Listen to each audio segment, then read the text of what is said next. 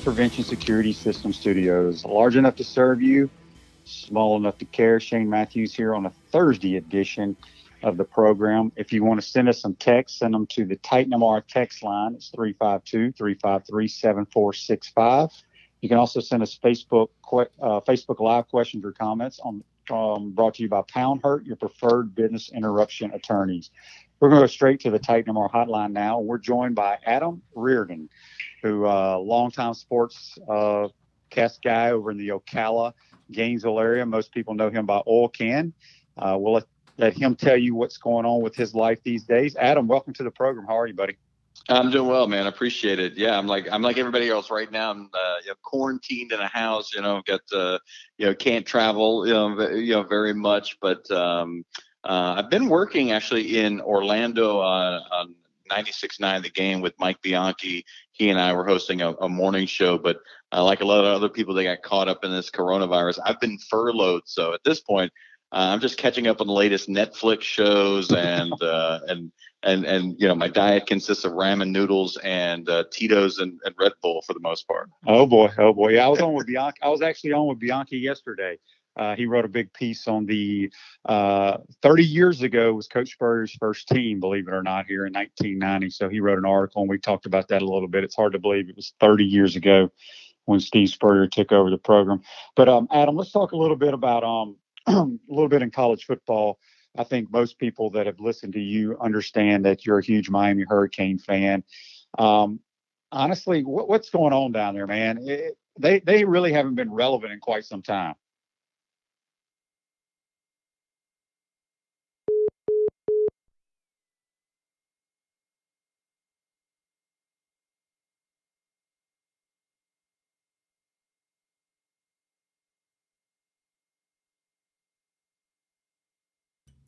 All right, folks, we are experiencing some technical difficulties, and we'll have Shane and Adam Reardon back up here in just a second.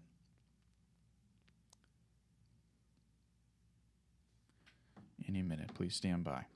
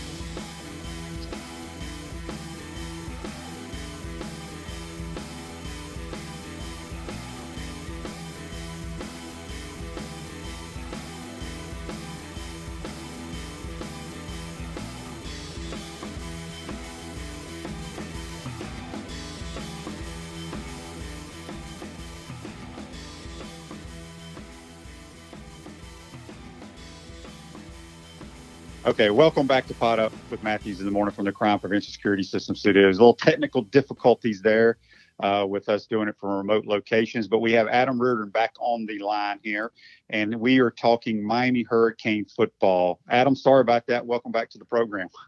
No, hey, you know what? I mean, being in live radio for so long, it's nice to know that live podcasting has the same issues that we do in radio, that you're sort of you're saddled with all the technical stuff. So, just talking a little bit about Miami and kind of the expectation level for fans and how excited they were going into, or what was, what we were all still maybe hoping to go into this season is with a new offensive coordinator and Rhett Lashley, a guy who's produced some pretty good offensive numbers. You couple that with the defense that Manny Diaz has down there isn't the problem, hasn't been the problem. It's been coupling that with an offense that can sort of put some numbers on the board, and then bringing in Derek King from Houston and just sort of the excitement around what he brings to the table when a coach like Lincoln Riley at Oklahoma says that he's one of the 5 best quarterbacks in all of college football, and he lands on your roster. I think there's no reason not to be excited. if you're a Miami football fan. But you have to temper that enthusiasm because, Manny Diaz is just in his second year as a head coach, and there are growing pains that come with that. But I was expecting and certainly hoping moving forward that if we get this season to be played, that some of the pieces put in place by Manny Diaz were going to help him sort of elevate that program and get him out from underneath of that, sort of bust label as as I think he was labeled with last year. When you look at Miami, for the last X amount of years, it's been a long time that they've struggled offensively for whatever reason it is, whether it's the coordinator, the quarterback, whoever you want to put the blame on. It's kind of similar how that run that Florida had when Urban Meyer left and Tebow left. We went so many years without any kind of offense. And it's really amazing when you think of the University of Florida and the University of Miami, with all the great players that they've had, how you can go for such a long stretch of time, especially at the quarterback position and on the offensive side of the football, where you just can't move the ball. And I know a lot of people, as you mentioned, were excited about D'Eriq King being the guy this year. But were you a little surprised that, all the hoopla with Tate Martell coming in last year, that he wasn't able to win the job? Well, I think the difference between those two guys is Tate never really did it at the college level. Tate was a great high school quarterback, and I think that we always sort of assumed that the sort of Gatorade Player of the Year is going to translate into a great college player, and he didn't do that. Never won the job at Ohio State. Came to Miami, and then from people that I know that had a chance to watch the practices early on when he got to Miami, he was third, and he was third by a long distance. I mean, to the point that they moved him to the wide receiver position. That tells you all you really need to know about the transition for him from high school to the college level and how it just didn't happen for him. So yeah, I mean, I think everybody's a little bit surprised when somebody of that status, kind of flops before he ever really truly takes a meaningful snap in college football. But that's the difference. I think D'Eriq King has done it at the college level, done it against teams like Oklahoma. We've seen D'Eriq King, put up major numbers in college football. And I think that's where, like, for me as a fan, I'm more excited, but I have proof. I have reason to be excited versus, maybe the promise of a Tate Martell or the what could be with a Tate Martell, because we really didn't know. And it turns out Tate Martell, was a guy that, essentially peaked at a great high school program, and just his skill set didn't translate to Ohio State, and certainly not Miami either.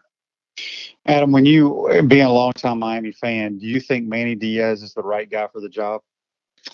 I hope so. I mean, I was a big fan of Randy Shannon getting the job, and I like the idea of people that sort of know that program intimately and know that city and are from that city to have success there. I really do. I think that Manny Diaz defensively is definitely the guy. I think he's proven that part of the track record for me is fine.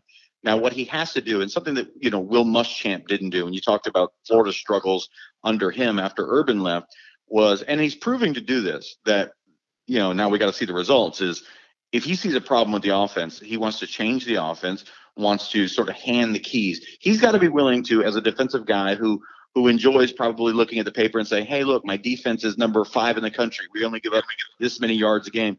He's got to be okay with putting his defense back on the field after his team scores a touchdown, as opposed to wanting to, ball control the offense, keep his defense off the field. If defensive-minded coaches can just kind of get their brain wrapped around that, stats be damned, we want to win these football games, then I think that he'll be good. And hiring Rhett Lashley, being willing to change things that are broken, within the coaching staff on the offensive side of the football, to me at least says, okay, he's going to give it his best shot. He's going to go down swinging. I'm pulling for him, obviously, as a fan. I want him to be successful, but I will at least say that he wasn't stubborn about it. And after year one, made some major changes on the offensive side of the football, which we needed. When you look at Florida State, what do you think about the hire of Mike Norvell? I mean, Mike Norvell's a guy that's got head coaching experience, and I think in this day and age, I think we all turn around and look and go, does he have head coaching experience? What level is it at? Was he successful? I mean, he checks most of the boxes that you want. Obviously, the Willie Taggart situation got really ugly at the end. I'm a big believer in at least 3 years for a coach, and Willie Taggart essentially got 1.75 years at Florida State before they were willing or ready to pull the plug. He has to work. I mean, financially for that school, what they had to pay out to Willie Taggart to get him out, then to pay to get Mike North, he's got to work. His stuff at Cincinnati, at Memphis was fun to watch. It's it's offensive football. It's what everybody wants nowadays. So it's got to pay off. Again, still too early to tell at Florida State. That transition year. That year where you go to the new guy and. Maybe there's some guys from the old regimes that don't necessarily like him, so you got to kind of weed those guys out of the program. I don't expect immediate success, but I think we'll be, sort of be really, prepared to judge where that program's going after year 2 of Mike Norvell. And year 3 of Dan Mullen, hopefully year 3 we were played. Are you a little surprised that maybe he's ahead of schedule and what he's done here in his first 2 years? Are you talking about Dan Mullen? Yes. Oh, no. Listen, Dan Mullen is a top 10 coach in college football. Maybe I'm sure some fans will say that's way too low, but I mean, for a guy that had the success that he had at a place like Mississippi State and the success he had at Florida as a coordinator, he was going to get it done. And here's the thing. You mentioned earlier on to me, the talent that's at Miami or at a Florida or Florida State, you're never that far off from being successful. Now, the only thing he has to do now is just win the East. I say that like it's easy, but this was the year was sort of setting up. They were returning, essentially the top quarterback in the SEC. The schedule looked really, really good for Florida. That's the last little hurdle, and it's the one thing that keeps me from saying Dan Mullen is one of the top 3 to 5 coaches in all of college football, is that he's not won his division yet, and he didn't win in the West, and I can give you the pass there because it's the West, and you're at Mississippi State, but now at Florida, that's 2 years, the 3rd year with everything setting up. I really want to see Dan Mullen win the East and go to Atlanta and get Florida back to SEC title games. Yeah, it's been fun to watch, no question. I just want to let our folks know right now the Jackie Spreads segment, which he's currently on leave, is brought to you by Peachland Dentistry, Gator Nation's #1 choice for dentistry in Port Charlotte and surrounding areas. Adam, I saw this morning on Twitter. I thought it was very interesting. I don't know if you saw it or not, but they canceled Wimbledon, and pretty much all these sporting events have been canceled. But Wimbledon reportedly paid $2 million a year for pandemic insurance for the last 17 years. So you're looking at $34 million. For this year's cancellation as a result of the coronavirus, Wimbledon will reportedly receive $141 million from the policy. Well, I think that at some point in a meeting somewhere they were discussing all the different options, and somebody kind of read the fine print and realized, hey, you guys know we've been paying insurance on this, and if we cancel this year, we'll make $70 million off this deal. Yeah, that's crazy. No, it's crazy. Listen, all sports are. I mean, it's a situation where right now for football fans, we're all sort of biting our fingernails because we're getting to that point of the season. But with basketball, being done at this point, baseball, not getting started. I'm a huge soccer fan, huge boxing fan. Dana White's talking about buying an island essentially to hold UFC fights so that we can maybe get those in the future. This is definitely something that. We obviously have never been through in our lives, and nor do I expect we'd ever go through again at some point. Speaking of soccer, as you mentioned, you're a huge soccer fan. Are there any leagues in the world playing soccer right now? I think actually, of the major leagues, obviously, Champions League is done.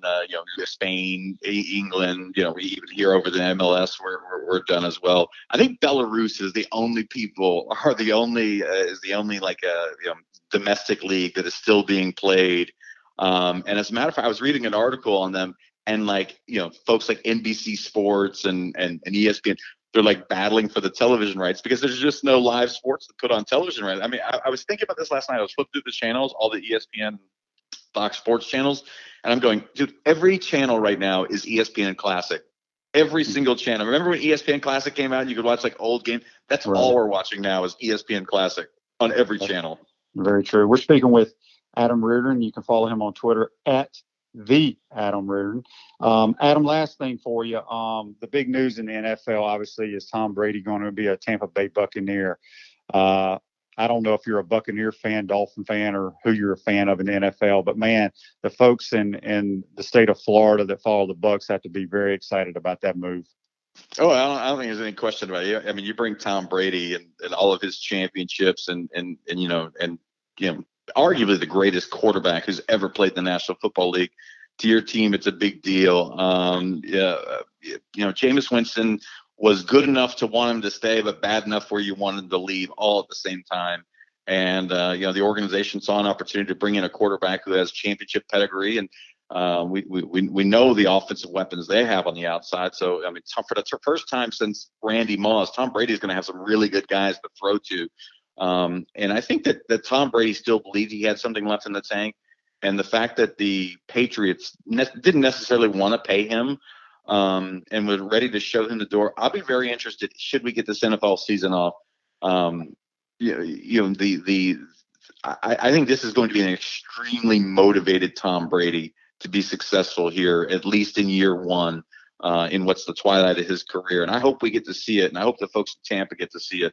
And those fans that have been season ticket holders and have, been consistent throughout the Jameis Winston times, and they were able to re-up at the same price to get their Tom Brady tickets. I'm happy for them. And the people that are ready to jump on the bandwagon now and have to pay a little bit extra, a bit of an extra premium, that's okay too, because it's going to bring a lot of excitement to that city and certainly a lot of attention to the league when we get football back. Well, Adam, we appreciate you joining the program. We'll look forward to you rejoining old Bianchi over there in Orlando. Be safe, my friend, and we'll talk to you soon. All right. Thanks, guys. You keep it up, and we'll talk soon. Thanks. Okay. That's Adam Reardon. You can follow him at the Adam Reardon. We're going to get to our play of the day, which actually is This Day in Sports, which is brought to you by Area Rug Masters. And is your whole family stuck at home and tracking you more than usual? Take your rugs to Area Rug Masters for a BOGO rug cleaning when you mention the code Shane. Call them at 352-448-5999. And on this day, in 1989, Ricky Henderson steals his 800th career base. That's a lot of bases to steal, but he was a great leadoff hitter, I should say, and made a lot of things happen on the base pass. But we're going to take our first time out of the program here. When we come back, we're going to be joined by Jerry Odom, former Gator, number 57. You're watching and listening to Pot Up with Matthews in the Morning from the Crime Prevention Security System Studios. We'll be right back. Time out! Time out! Hey! Time out! Time out! Time out! There we go. Good. We want to take this moment to thank all our sponsors who keep the show going and pay the bills. Let's give them something to cheer for now. Our Gridiron sponsors are Crime Prevention Security, small enough to serve you, large enough to care. Titan MRI, Gainesville's only locally owned and operated MRI facility. Peachland Dentistry, Gator Nation's #1 choice for dentistry in Port Charlotte and surrounding areas. Area Rug Masters, your #1 choice for rug cleaning. And Pound Hurt, preferred personal injury attorneys. Our touchdown sponsors are Gator BTW, Campus USA Credit Union, Celebration Point Town Center, Tropical Smoothie Cafe, The Keys Grill and Piano Bar, UF Mover Guys, The Digital Mortgage Guy, Adams Ribs, Cloud9 Spa, Coldstone Creamery, Gator Dominoes, Celebrate Primary Care, Center State Bank. If you are interested in promoting your business on the show, you can visit our website, potupwithshane.com, and click on the Advertise button or call Freddie Wiebe at 352-284-3733. Again, thank you for all the great businesses that support the show. Please remember, if you like what we are doing here, thank our sponsors and support the businesses that support us. He's looking, still looking. He's going for the end zone. He's got a touchdown!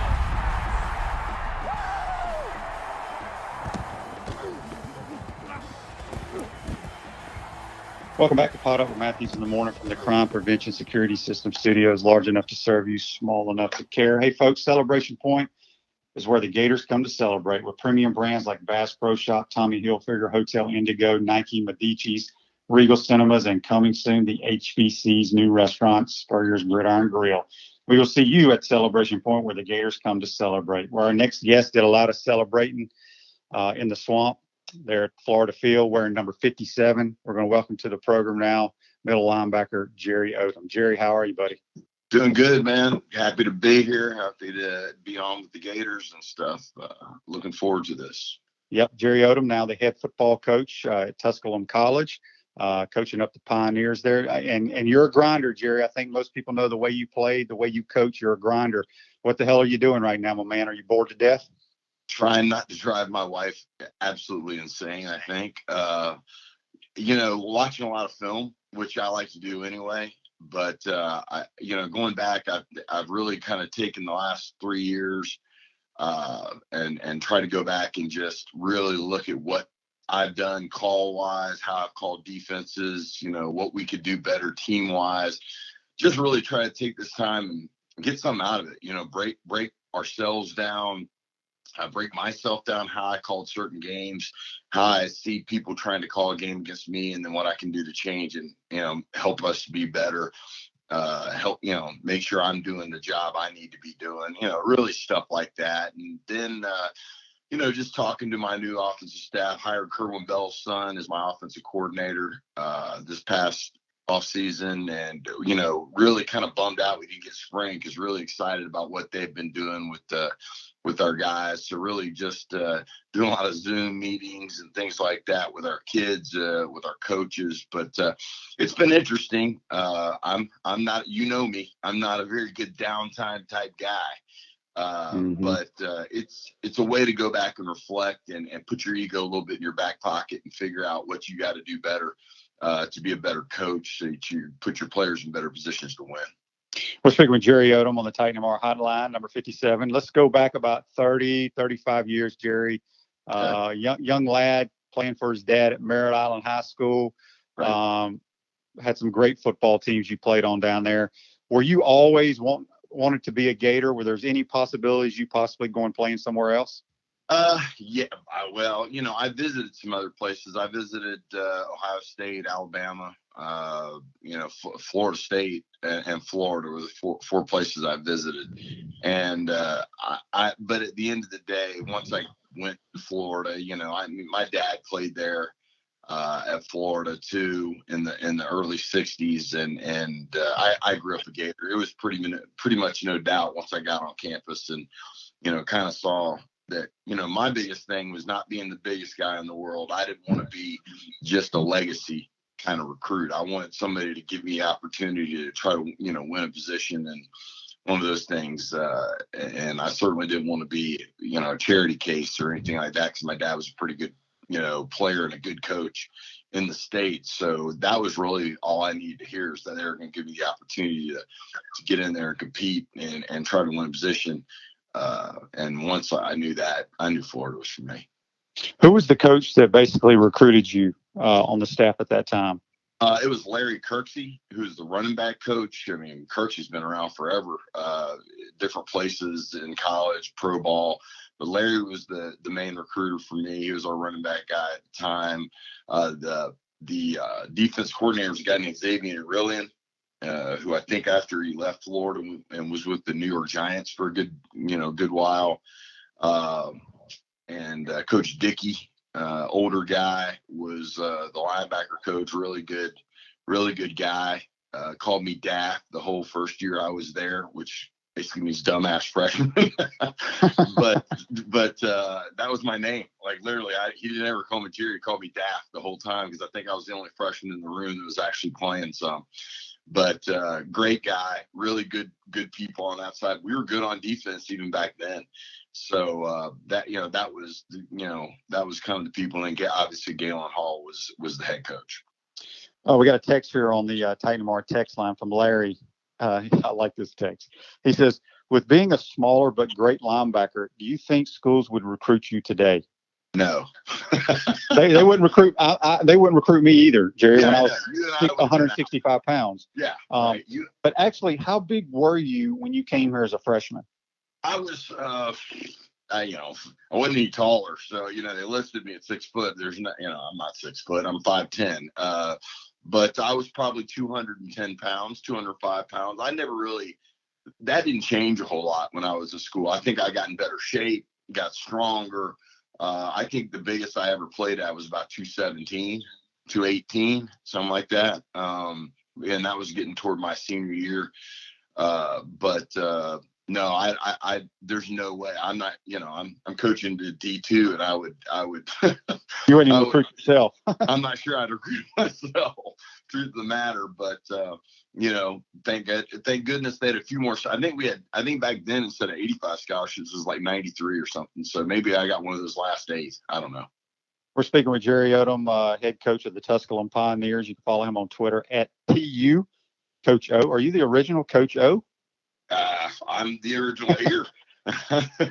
I guess, for sure. But I think, that's what my dad's been Coach O as long as I could remember. So, I grew up in this thing a little bit, my dad being a high school coach, similar to you, same situation, grew up in it. I've known what I wanted to do for a long time. And so that Coach O thing just kind of becomes an easy out for me, I guess. No doubt. We got some comments on Facebook Live brought to you by Pound Hurt, your preferred business interruption attorneys. Freddie says, welcome, Jerry Odom.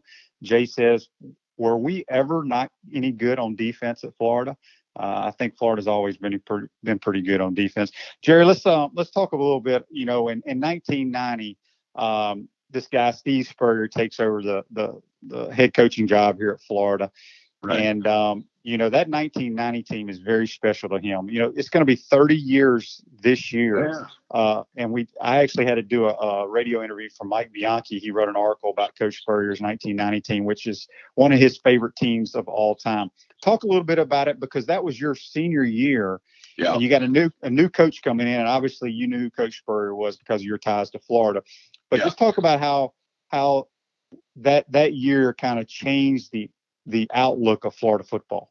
Well, I think that here's the beauty of Coach Spurrier. I think it's all the books that he reads, the Sun Tzu and the Art of Winning, and all the different, the Art of War with Sun Tzu, and then the different things that he believes in. But he's a guy that not only is a genius when it comes to the offensive concepts and so far ahead of his time.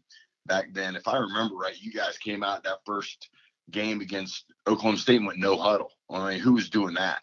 Tempo no huddle is in that first drive. You guys are right down the field. But the thing that I remember most about Coach is just his unwavering belief in himself. And I think that's the biggest thing. Like, he knew he was good at what he did, and he had you believing, the exact same thing. I mean, he came in, and I remember it like it was yesterday, that first meeting that we had there, and I'm sitting in there and just kind of wanting to see what he's going to say. And first thing he says is that, we're going to have the best offense in the conference. And, our quarterback, who no one knew was going to be you at the time, maybe you did, but, he was, our quarterback's going to be the player of the year and all this other stuff. And, we're coming off a season where it was, awful. I mean, we couldn't throw a forward pass. I mean, we guys got hurt, had to play young guy, whatever the case may be. We were basically end at right, end at left, and hope we could play good defense to win. We knew if we gave up a touchdown, we may not win. And you get this guy coming in and saying all this stuff, and a little bit you're an older guy, you've been in the program a couple of years, and you're kind of wondering, man, is this guy for real? But then the way you saw him teach, and that was the one thing that really, I was hurt that spring. I had a shoulder surgery that I played through my whole junior year. I had to get my AC joint cut out in both shoulders, I think, because I was so beat up. And I couldn't go through the first 2 weeks of practice while that bone healed that they cut out. And I got to watch a lot. And I'm kind of a pretty observant guy. And I watch, and I really didn't watch Coach Bates in the defense that much. I figured that out pretty quick. I mean, we were playing cover 3 and cover 0 about 90% of the time. Like, this is not brain surgery here. We're just coming after people, and we're pretty good. And so I watched the offense a lot, and watching how he taught routes and taking a guy like a Kirkpatrick, who, going into that year, was a solid tight end, but nothing like what he would become because of the scheme that we ran. I mean, they're asking Kurt to block 260-pound defensive ends, and we're running the ball most of the time. And now you got him matched up on linebackers where he's too fast and too good a route runner on linebackers and too physical for safety. And watching how he taught the game and watching how you guys threw the ball on time and in space and all that kind of stuff. I think that was huge for me, just to watch the teaching aspect. And about after the second week, right before I go out there, I'm sitting there going, okay, we're going to be pretty good. And people don't know that yet, especially when the offensive line, you know, the guy that's probably the unsung hero of coach's staff, in my opinion, on the offensive side of the ball at that time was Rich McGeorge. I thought he was a great teacher of the game with the offensive line. And I hung out with those guys a lot, just listening to how they talked about him to maybe some of the previous coaches they had was really inspiring to me. And I knew we were going to be pretty good on defense. I knew we were going to get after people on defense. But to know that we could score 28 or 30 or 40 points in a game was like, just you went into the game with so much confidence, knowing that, hey, listen, man, if we give up one on a big play, the game's not over. We got to just keep playing and keep going. And I think that was the biggest thing for me that first spring, especially. We got a ton of text here for you, Jerry. This comes from Ryan. He says he's got a comment and a question for Jerry. We were roughly the same age, and I played against you in a few softball tournaments back in the early 90s. And I just got to say, I didn't like you very much in those few hours. Everything I loved about you is Florida's scrappy, kick-ass middle linebacker crossed over to the diamond, and man, I sure wanted to beat your butt. Competitive is not a strong enough word to describe you, and I'm sure glad you were a Gator, and I had my pleasure of watching you man the middle. His question for both of us actually is, what's the best and worst thing about being a coach's son, and how have you used that experience in your own coaching career? Yeah, wow, that's a really but back to our softball. Yeah, it was me, you, Kyle Morris, Johnny Nichols, and Emmett. Exactly. We won a bunch of state tournaments in the church league softball. We did, and we were playing. I know I'm out there playing angry softball. He probably had every right not to like me very much because I was trying to whoop everybody. I was taking dudes out, sliding, playing the game like I thought I should play. I remember our coach at the time. I think it was Eddie, wasn't it? I can't remember. Anyway, I dove literally for a ball, and I'm coming off that shoulder surgery, and I ain't telling anybody I was playing. And I dove and he comes over and looks at me like I'm crazy. And I'm like, yeah, you're probably right. I probably am crazy, but I'm probably going to die for the next one too. But, getting back to the question though, for coach's kid, I think the toughest thing for my dad and me was my dad was also my linebacker coach. So he was the head coach, but he was the linebacker coach. So he did a really good job, I'll be honest with you, of turning it off when we went home. I think my mom would let him talk more ball with me. But I learned so much football from them really before I started playing for them, because my mom was a teacher and she had to teach Sunday afternoons at like an adult ed program, because teachers in Florida don't make any money, or at least they didn't back then. Still don't think they make a great living. But so my dad, I used to have to go to all my dad's meetings, football meetings after church. They'd meet from 1 to whenever they got done. My mom got done about 8. So I was there from 1 to 8 from the time I was 9, 10 years old until I started playing when I was 15. And, I was the guy writing down, there was no computer breakdowns or anything like that. I was the guy writing down all the stuff for them as they're breaking down the tape. So I learned, what hashes were, what formations were called, what defenses were called, why you look for things. And I sat around there with my dad, a guy named Gerald Hodgin, Lee Mace. These guys were on my dad's staff for 20 years, and they won several state championships and were very, very well-respected coaches in that area. So getting to sit in there like that, you're almost just learning football from really, really good coaches, really almost by osmosis. You're listening, you're learning, you're basically, paying attention, but not really knowing how much you're learning. And then when you get to high school, you're like figuring out, man, I know a lot more than the rest of these schools. And really, that was really probably why I played my freshman year. It certainly wasn't because I was bigger or more athletic or anything else. It was probably more that I was in the nickel package, and I understood how to drop, where I should be playing, how to read 2-1 or 3-2 on a receiving concept if you're pattern reading, and other guys are having to learn that as freshmen. So I got a really big advantage really by understanding the game moving up, and that's probably was my biggest takeaway from being a coach's kid. Yeah, we're speaking with Jerry Odom, head coach at Tusculum College right now. Jerry, you've been a high school and a college football coach. You were an assistant here at Florida. You were an assistant under Kerwin Bell at JU, and now the head coach at Tusculum. Back in the day, and I really think this hurts not only football, I think it hurts all sports, that you can no longer have an athletic dorm like Yon Hall. And, the stories, someone could write a great book on Yon Hall, what went on in that place. But you were with all the other male athletes from every sport. Do you think that has hurt college athletes not being able to live and bond with one another? And then I want to talk about, Thursday practices were our short practices. And I remember you and I, after every Thursday, and some other teammates, we used to go to, what was that one restaurant we used to go eat, all you can eat buffet right there on 13th Street? What was it called? Yeah, I don't think it's around anymore. It's like no, a it's not. buffet place right by that McDonald's or whatever. I don't even remember the name of it, but yeah. I think it was Captain Louis or something like that. Captain Louis. That's it. You're right. Remember. That's just what it was. But do you think from a standpoint of not being able to have, quote, athletic dorms has hurt college athletics?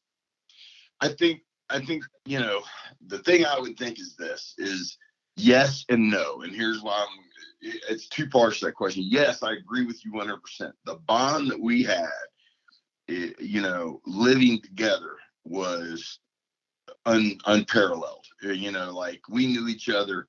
And like you said, there's some books that could be written about Yon Hall. There ain't no doubt about it. I'll give you one story that's kind of a PG story of Yon Hall. When I first moved in, I'm for people that don't know Yon Hall, it's kind of a winding, narrow hallway. I came out lived on the second floor. I came out of the elevator. I took a right, and as I took a right, I come around the corner, I see a deer sitting there like against the wall. It's like a little alcove, and right before I'm going to my left down a narrow hall, and I looked at the deer, and about that time an arrow hits that deer. I'm like, what the heck? I look down the hall, and Tracy Daniels, our center from Chipley, is having target practice shooting down the hall at this target deer. And I'm just like, if I'd have taken 3 more steps, that arrow would have been in me.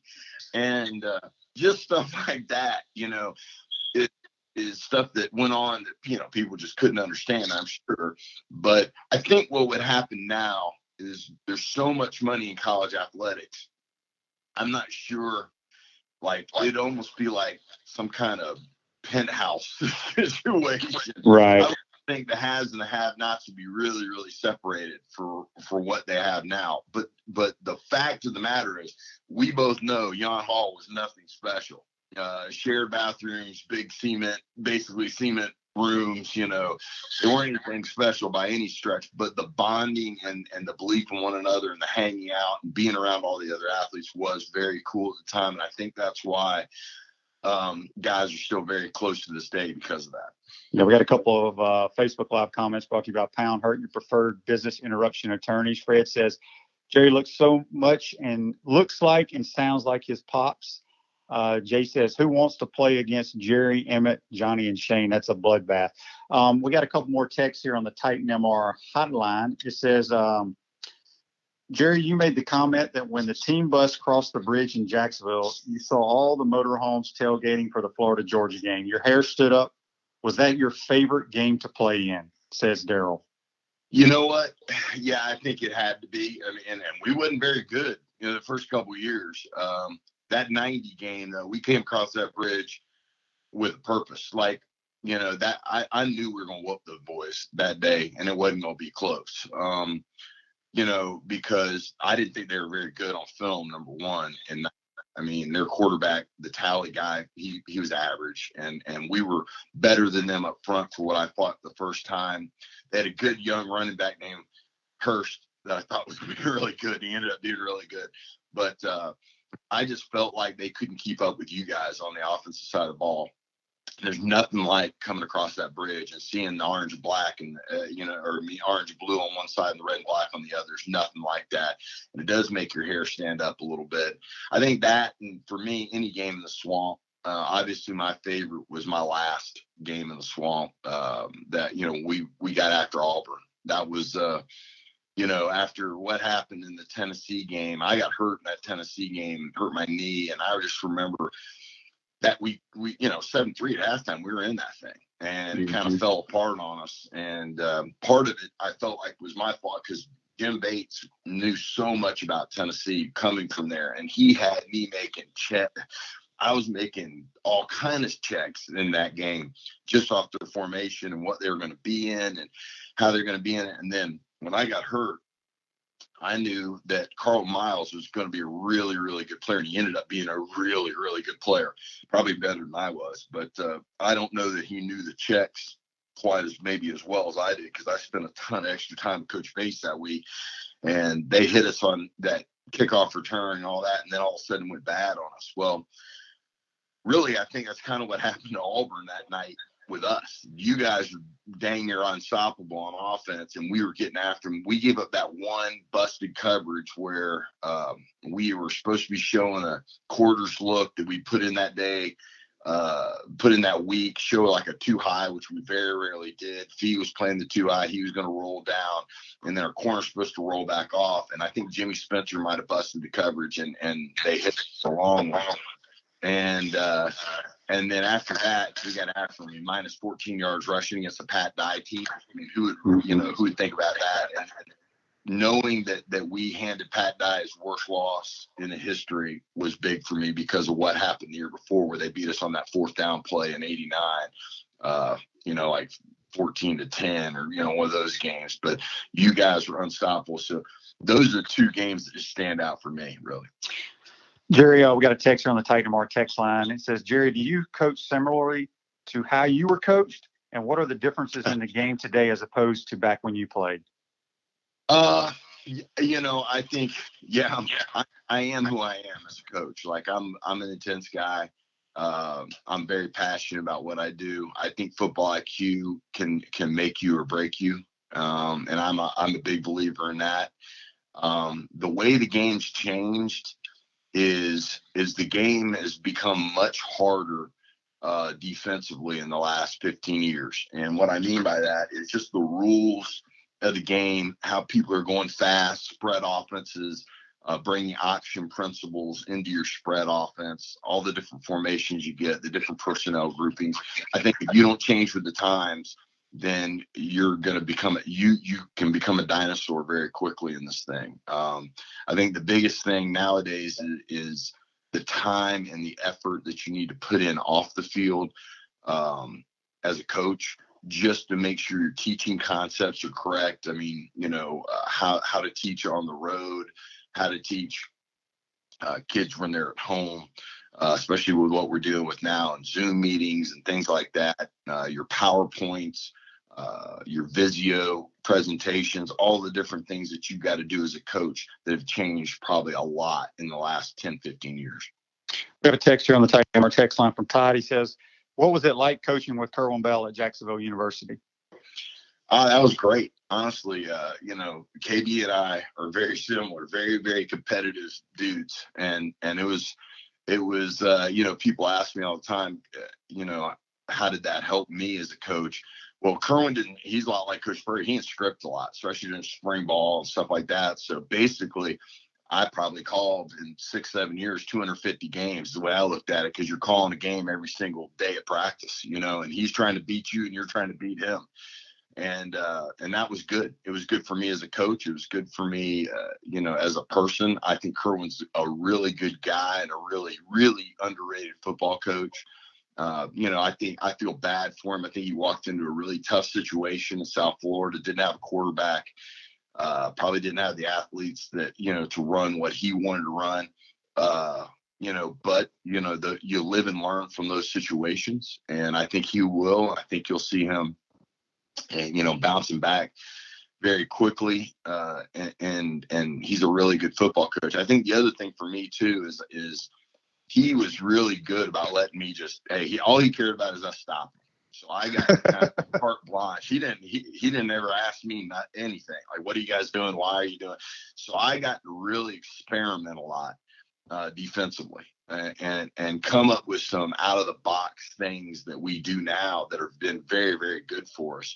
And I think because of that, I'm a much better football coach than I was 15, 20 years. Obviously you grow all the time, but just in that growth and being able to try different things and said, okay, I don't like that in practice, I'm not going to use that again. But then, different coverage concepts, how you want to beat them up front, different ways to attack blitzes and things like that. I was never afraid to try anything with Kerwin. I give him a lot of credit for that because a lot of head coaches wouldn't let you do that. I've been around some that controlled everything, and I've been around some that are really good about it. And he's one that was probably one of the best about that. We got a text here on the Titan MR text line. Jim from Valdosta wants to hear a good Coach Spurrier story from Jerry Odom. Oh, Lord. Okay. Let's see here. One of the things I think that I don't know how well people know how good a family guy that Coach was, especially with his coaches. And this is more from me as a coach, because I got to coach with him for 3 or 4 years, and really enjoyed that. I mean, GA'd a couple and then was full-time linebacker coach there for a couple. And I think the biggest thing that I remember is Coach out of his own pocket, taking everybody, like on every year we go on a cruise. We go after recruiting, we go over to the beach for 3 or 4 days, play golf, this, that, the other. I was a terrible golfer, so I wasn't really good with that. Shane will attest to that. I'm awful.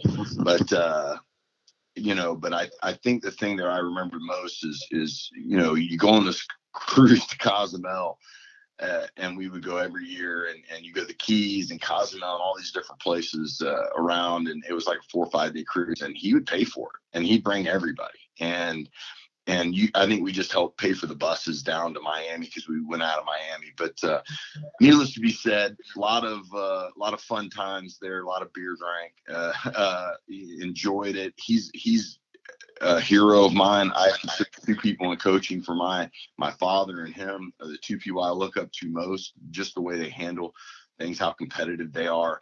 But I remember one time we're at Senor Frogs and just having a good time there in Cozumel, and I look over and there is a guy in a Peyton Manning jersey standing right next to Coach Spurrier on the dance floor, and we're out there and we're having a good time, and it's been a long day, let's just say that, and everybody's had a really good time. And I just remember Coach looking over at him and going, and the guy finally, he sees the guy finally has a Peyton Manning jersey on. He's like, he goes, Peyton Manning, yeah. He goes, the Gators are undefeated against him, in one of those deals. And he goes, doesn't it make you crazy? We're out here having a good time partying right now, and they're probably back in the office, and we're still whipping them. One of those deals. And it was, I literally fell on the floor laughing, and but that's just Coach. Coach just believed in himself, believed in what he was doing, and the guys around him, and he made you believe in it too. And I think that was the one of the most fun things about being with him. Losing never entered my mind as a player or coach with him. And I've been a lot of places now in my coaching career, and that's not the same thing everywhere. I promise. We got a few more minutes left with Jerry Odom, head coach of Tusculum Pioneers. We got a text here. It comes from Frankie. He says, ask Jerry about those ammonia tablets he used before games. Yeah, I'm an ammonia tab guy. I come out of that must be my boy Frank Weir, I'm guessing. That's him. Yeah, Frank used to give me a couple of ammonia tabs that I sniffed before, so I come out of the tunnel. I was usually blazing and pretty fired up guy coming out of the tunnel, and I used to have to hit 1 or 2 of them ammonia tabs right before I went out to play. It just kind of clears the head, gets you going. But yeah, I did some strange, you look back and you see it. I'm probably to a lot of people a very strange individual when it came to some of the things that I did right before games. Well, most middle linebackers are strange. Jerry, we got about 4 or 5 more minutes. Let everybody know about the program that you've taken over at Tusculum. Yeah. You know, you recruit the state of Florida very, very heavy. Just talk about what's going on with the Pioneers. Well, you know, we haven't really gotten over the hump for me. We've been 6-5 or 5-5, 5-6 the last 3 years. So I made a change on offense. Been pretty good on defense. I made a change on offense. I hired Cade Bell, several guys from that Valdosta State group that won the national championship in 2018. They averaged 55 a game, and Cade called a lot of the plays for them. Probably, I think, most all of them. And been really, really impressed with them. I think it's a great place. We have a great place up here. It's beautiful. We're about 45 minutes east of Asheville, North Carolina, about 45 minutes west of Asheville and 45 minutes east of Knoxville. Sit right below the Smoky Mountains. Great school, D2 football, great conference, the SAC conference, South Atlantic Conference. We have a wonderful university. It's not big, Presbyterian affiliated, but get a great education, good people around here. People are very, very friendly. We're close. You know, I really think if we can get over the hump on offense, we've got a chance. We finished in the top 3 or 4 in the league every year I've been here. But I think we got a chance to be, you know, just keep moving up, keep getting better. And it's a great place to be. I really enjoy it up here. Love the people, you know, but I'll always bleed orange and blue. I tell that people all the time. I don't talk much about being, you know, I'm right smack dab in the middle of all country around here. So I try to wear my orange and blue proudly, but do it quietly too, because I don't want to make anybody mad. Because obviously we recruit Tennessee and recruit Florida a good bit. Those are the 2 places, and maybe Georgia, that we hit the most in recruiting. But I enjoy it. It's a great place, and hopefully we can get this thing going really like I want to, and start winning some championships. Well, we know Gainesville and being a Gator is dear to your heart. Oh, but we got a ton of folks listening from Merritt Island today, Jerry, and what you have done coming out of that program, and obviously everything your dad did. Just you want to speak about Merritt Island football briefly?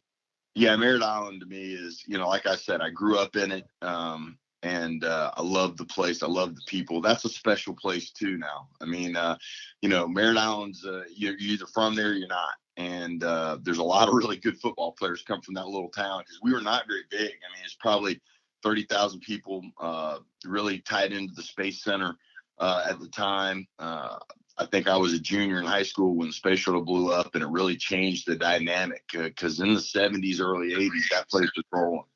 And it's a great place to live. The great people. I would still say a lot of my best friends come right from there. I still talk to a lot of people there. It's just a sense of community that not a lot of other places that I've been can replicate. And I love it. I love being a Mustang. It was one of the greatest experiences of my life growing up in that town, and with the people that I did. And I still have a ton of respect and admiration for everything they do. It's not quite as good. The football, I think the dynamics changed. The football's not quite as good as it has been. They're still competitive, but not near where we were back when I was growing up. But at the end of the day, once you're a Mustang, you're always a Mustang. So I'm very happy and proud to call Merritt Island my home. Well, Jared, we're proud to call you a Gator, my man. One of the best teammates I ever had, and we wish you a lot of luck. We appreciate you joining the program.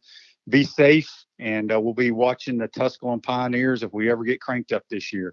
Appreciate you joining. We got to get cranked up. Praying for this thing to get squared away, and praying for everybody's safety out there. Love the Gators. Like I said, go Gators, and hope everybody's safe. All right, Jerry. Take care, buddy. Appreciate it. That's Jerry Odom. You can follow him on Twitter at TUCoachO.